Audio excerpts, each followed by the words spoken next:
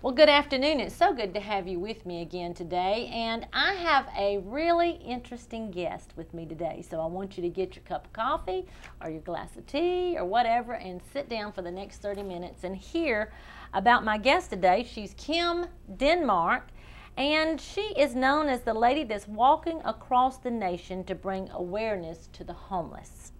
And so I want to welcome you today, Kim, and I want you to tell our viewers actually what got you into this walk across America to bring awareness to the homeless. So I want to welcome you, and I want you to share your story of how you begun this, and then we'll talk about what's going on with you as we go through this journey. So well, welcome. First of all, thank you for this invitation. You're welcome. I count it a blessing as well as an honor to be even in your city, but more importantly on your stage. This is nice. Thank you, Diane. I You're appreciate welcome. that. It began as a spiritual journey across the United States. My background is I'm a former business owner from Dayton, Ohio. And so you may wonder, well, how did you end up here in Georgia? Some 113 months ago, I began walking across the nation as a result of my behavior. I was a successful business owner, but I had a small problem. I forgot where I came from. I was very arrogant once I made it. After 7 years, I became very arrogant. I became self-centered. Everything was about me. Everything was about, look what I did. Never acknowledging who I was, which was a child of God. I just did not acknowledge it. I had no reason to, because in my mind, I did it.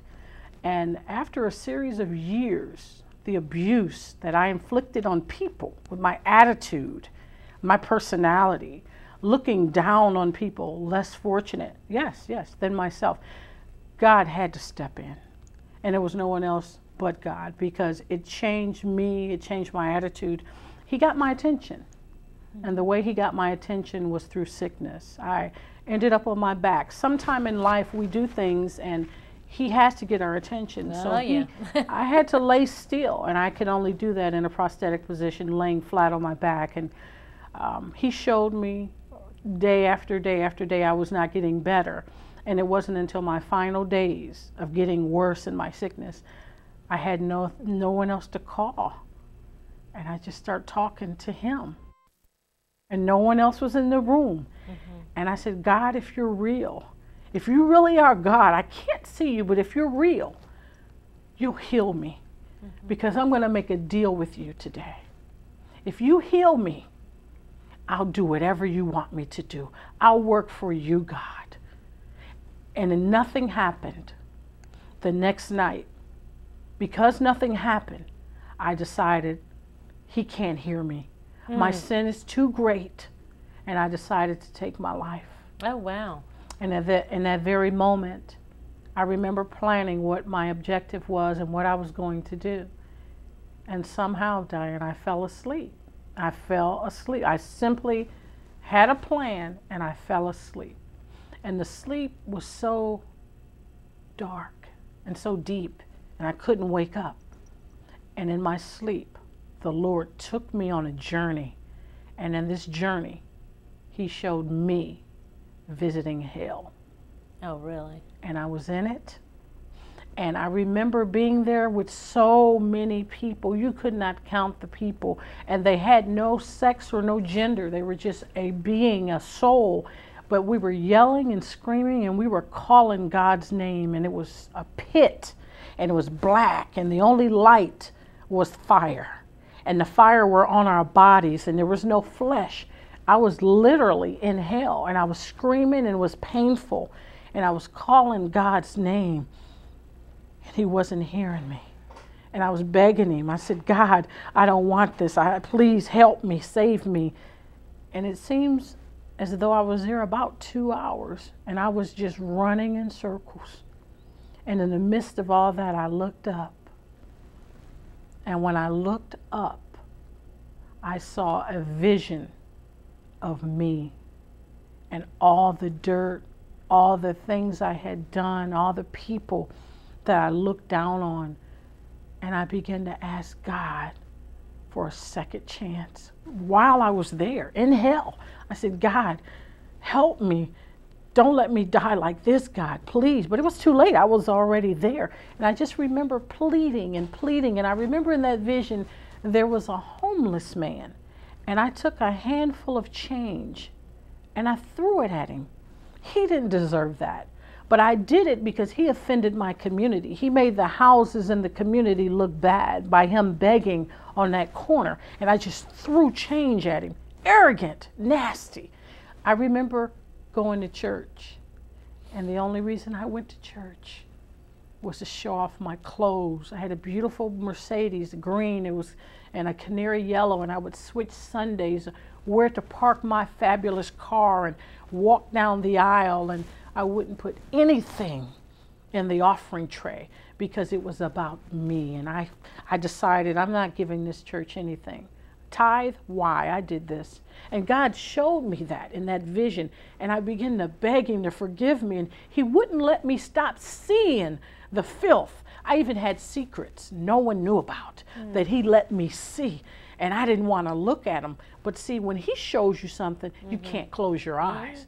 So I saw this, and I remember just saying no to people that needed me in my community. People that worked for my temp agency, Diane, that would come to me and wanted extra money, extra hours, and I said no. Or they would ask for an advance on their checks. I said no. But as long as they were working for me, everything was fine. But when they needed me the most, prescription drugs, diapers for their children, the answer was always no. Just nasty. Today, I am a new woman because God gave me an answer that night. He healed me in that moment, 2 hours in my sleep. He healed me and woke me back up. And when I woke up, I was back in my bedroom. Wow. And I was completely healed.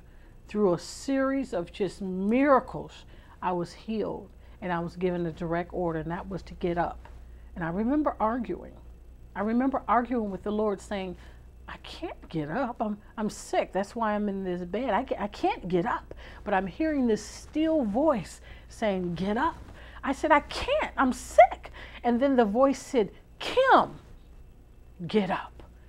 And for the first time, I sat up and I pushed my legs to the foot of the bed, and I stood on my own floor in my bedroom. And when I stood on my feet, a power hit me at the bottom of my feet, and it went all the way through my entire body, and I was on fire. Wow. And I began to pace the floor, and I didn't understand it.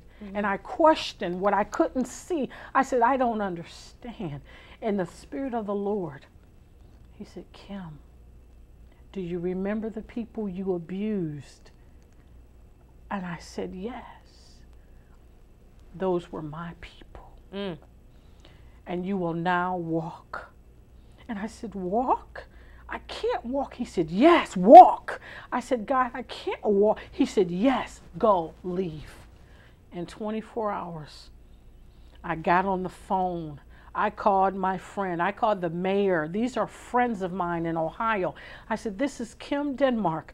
I'm not sick anymore. I'm healed. I'm completely healed. And I'm going to work. And I'm going to work for people. And I'm going to do what the Lord asked me to do. And I'm going to walk and give back. Whatever it takes. I'm going to go to Washington, D.C. and talk about poor people and homeless people. And I'm going to do what I can do at my level to help these people. And I began walking one step at a time in the snow. I'll never forget that day.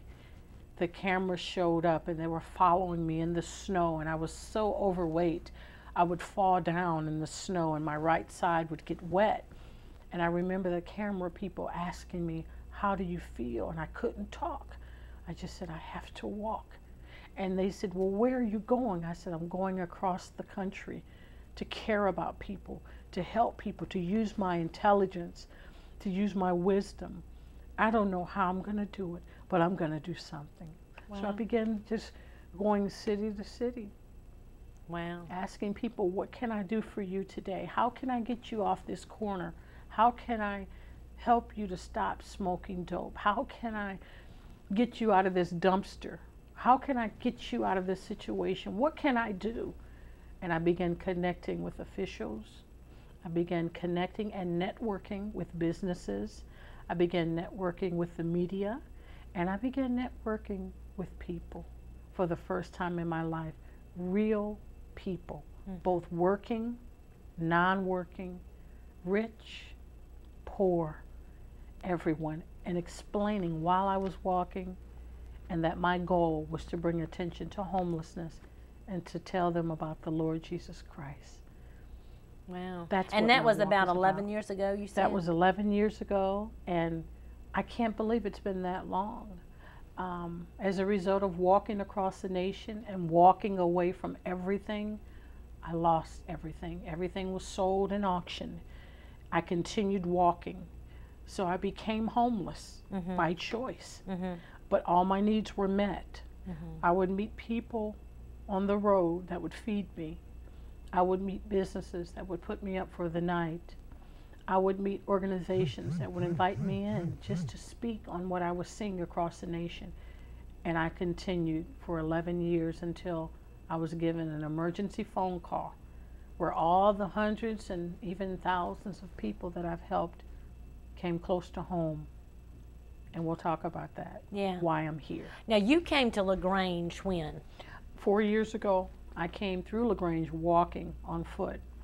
And I came back to LaGrange just recently to visit and get my security vehicle serviced on a transmission that had gone out. And a business was looking into it, the very business that donated the vehicle to me. And while they were working on it, conviction, the Lord just stopped me and said, hey, this is what's going on. And I received that emergency phone call. And I couldn't disclose it to the public. It was so personal. It was so deeply, deeply personal what happened to me. But I will tell America now proudly, I became a product of someone in my family who became homeless very close to me, my granddaughter. And I immediately went into action. I spoke with the judge and said I wanted custody of my 12-year-old granddaughter that is now homeless. I put my walk on hold and said, why care for the whole nation? That's right. And do for the whole nation when it's right here at home. So I've taken a break. I'm taking a break, a hiatus. And for the next 40 months, I will be raising my 12-year-old granddaughter in LaGrange, Georgia.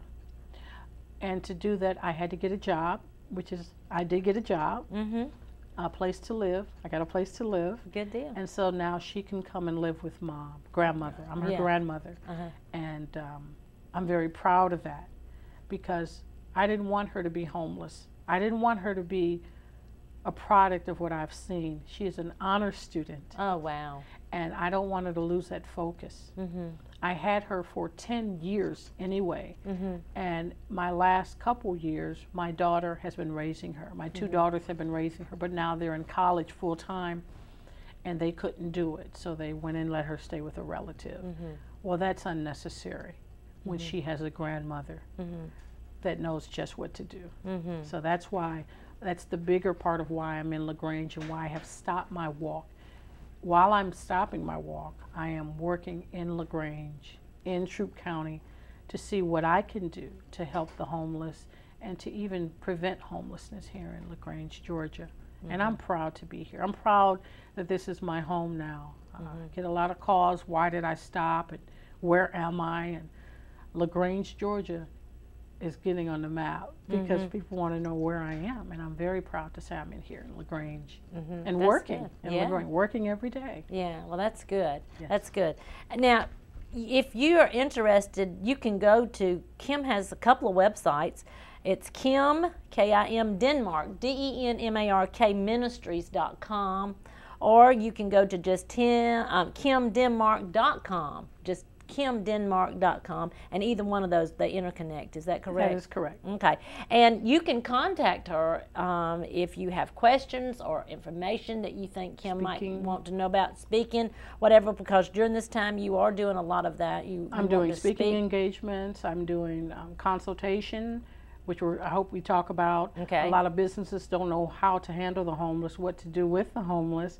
I lived as a homeless person for 9 years, so I know what it takes. I've seen the inside of living in the homeless world, and I've also experienced answering those phones now at United Way with the homeless, so I'm getting both worlds. So I'm speaking on that. I'm speaking on what it's like to be homeless. What is it like to be living on the streets? How do you live day to day and not be on drugs or alcohol? What are some of the preventative measures in businesses being involved with this, and how can they help a homeless person? Okay. And so, but if you want to call Kim, you can call her at 706-412-7981. Now, you can go on YouTube also and actually see some of the stories that maybe have been news stories, or there's quite a bit of their ABC, CBS. They did a lot of coverage across the nation, and then there's personal video footage where the homeless allowed me to videotape them. So you'll see old people that are homeless living on the street. You will see teenagers, young groups that are living on the street that have allowed me to come in with my camera and interview, why are you homeless? Why are you living on the street? You will see drug addicts that are on drugs and are living on the street as homeless people by choice. You will see quite a bit of coverage. You'll see where I got hit by a truck or SUV. Oh my goodness. And survived. We don't know what that was about. I think the guy had a bad day. But I survived, and they wanted to put me on crutches, but somehow I healed in 3 days. Wow. Sounds like someone else I know. And I was able to continue my walk. That happened in Vero Beach, Florida, mishappened. And I continued walking, and I continued speaking to the government, and in a very nice professional manner, showing solution to some of the homelessness in the country and resolution to what we all can do collectively. I see that in LaGrange. I see where there's a lot of partnerships going on. I see 26 organizations right here in Troup County that are working collectively to help stamp out homelessness and to assist anyone before they become homeless, or even if they're in a situation where they don't have groceries, or perhaps their lights are going to be turned off. Preventative, and then if it does happen, ways of helping them get their lights turned back on. So I see that here, and that's why I belong here, because they're doing something about it. They're not just sitting still, they're doing something about it, you know, and I appreciate that. Yeah, LaGrange is a great community, and it's a, I don't know, I bring this up just about every week, you know, it's just a great community to be a part of. We have wonderful pastors and churches of all denominations in this area that, to me now, even more than ever, I'm seeing this coming together.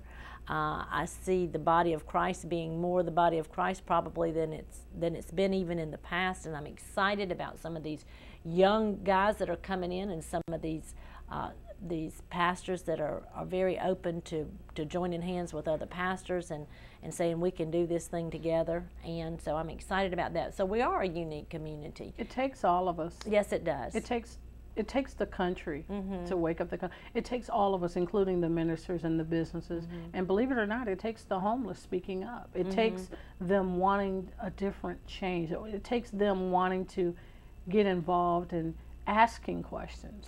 Let me say this, and I didn't ask this before, but before the show, you and I were talking, and I know some of the viewers may be out there, and they may have a bad attitude toward the homeless, just even like maybe you were saying yourself, and it's not even a matter of saying I'm better than they are. I know that for myself, sometimes I will go by, not here, but down in Columbus, there's a particular place where this same person sits right at the stoplight. And I mean, and I know for a fact, don't know about him for a fact, but for a fact that there are people that do that as a career, and they make serious money standing at stoplights raising money. You know, it's really interesting to me. And so I think there's a lot of people such as myself And as I was telling you before, we've got to learn to be led by the Spirit of God. We need to hear what God's telling us to do, not to have an attitude. But what would you say? Because there are abuses on both sides of the fence. There are abusers, like you say you were, with an attitude to not help people, and then there are abusers that are takers, and they continue to take, and they won't step up to the plate and offer, because they have an offering to make too, in this society, to be all that God created them to be, and so how do you answer that for our viewers? I thank you for that. I have learned in traveling across the nation, number one, this nation was built on sweat and labor. Mm-hmm. I believe, and I will always believe, it's not fair if you and I can get up and go to work every day, health-wise, mm-hmm. I'm going to touch both sides, and pay our taxes, and someone stands on the corner with their hand out and saying, give me, give me, give me, and they're making more money than you and I. Right. They're not paying taxes on that money, by the way. That's right. And they're taking that money, putting it in their pocket. I can't tell you what they're doing with it, but then tomorrow you'll see that same person out there, and I saw that a lot in Tampa. You'll see the same person back on that corner. Yeah. And at that time, the mayor was a female, and she's not there anymore. But I'm just saying, to answer the question, there is always a level of abuse.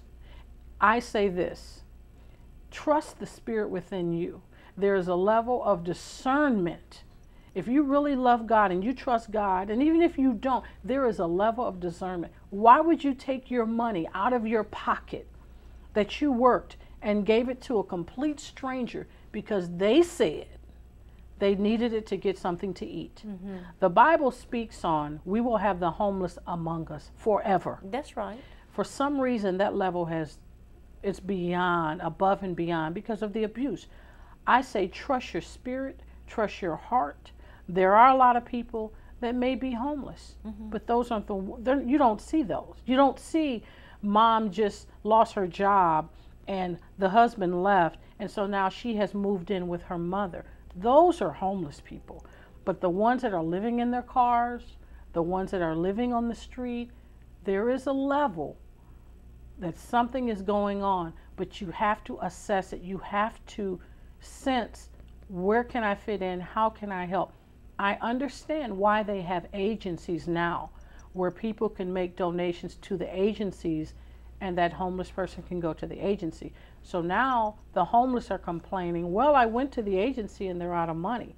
Some of that is true, but at the same time, you're knocking on that door for 6 months, 3 months, a month. You could be working. There is a job, maybe not here fluently, but in my opinion, I just believe in my heart, work can be found. Work can be found. Something opposed to just standing there. If you can stand there 8 hours and put your hand out there, then by golly, you can bag groceries. Okay, you have a felony on your record. You can still connect with a private person that has a business and say, this is my case. This is what I have before me. I have these charges on me. I cannot get a job. Will you trust me to load and unload on your dock 3 days a week? That's selling yourself. That's offering honesty. And that's telling that man, yes, I have a bad record, but I'm still willing to try to get a job, opposed to breaking in your house. Mm-hmm. Mm-hmm. Because that's what's happening next. They're coming to your house. Mm-hmm. They're going to break into houses. They're going to steal. They're going to cause havoc. So trust your instinct. I couldn't find a job right away. Mm-hmm. But I was very blessed. I was very fortunate. But you worked. You worked even here, didn't you? I did volunteer work. Yes. I went out there and I knocked on doors and I volunteered, and that's how I landed the job that I did. I was very fortunate to make the right connections. But I had to show myself as a light of willingness. Mm-hmm. And that's so important. Yes, you must read and be serious. Yeah. You know, and then of course I talk in my training and in some of my consultation, I talk about the hidden qualifications and disqualifications for getting a job and for being hired. Mm-hmm. You cannot walk into an employer with your pants down to your waist and smelling of havoc or have a bad attitude.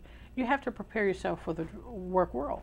What would you tell businesses? You said you wanted me to ask you that. What can they do to help? I offer, and if it's okay, I offer my wisdom that I've learned in 10 years to businesses. I offer them ways of how to handle it. How do you deal with a homeless person that's right in front of your store panhandling? How do you deal with a business that they're eating out your dumpster and they're leaving the mess all around? Or how do you handle, I want to give to the homeless.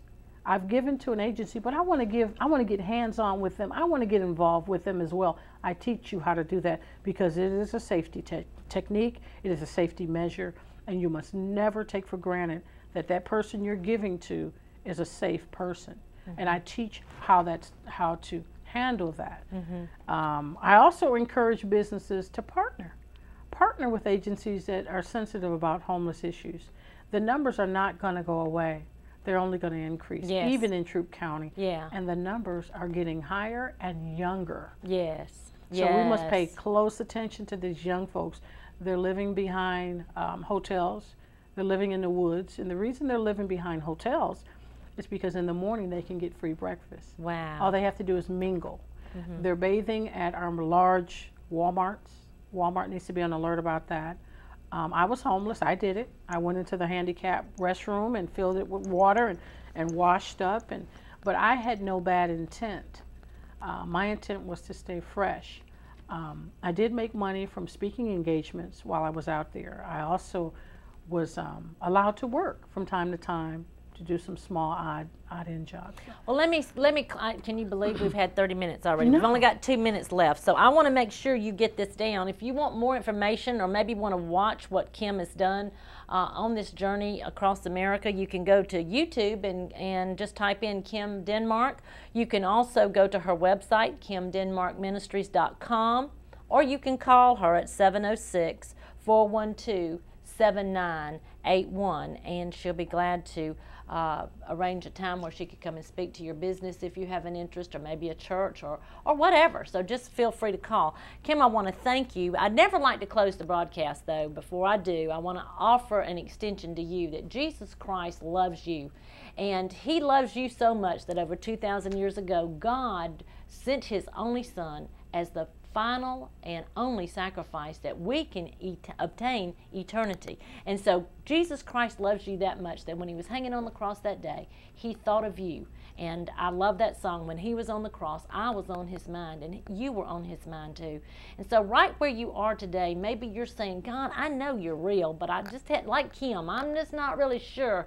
But I do believe that you came to this earth and died for me, and I'm asking you to come into my heart and reveal yourself to me. You see, when we get honest with God, God will get honest with you, and he wants to reveal himself to you in a special way today. So right where you are, just in the most elementary way that you know how, just say, God, I know I'm a sinner, and I know I need you to come into my heart, Lord Jesus, and I ask you to come in and fill me and help me serve you the rest of my life.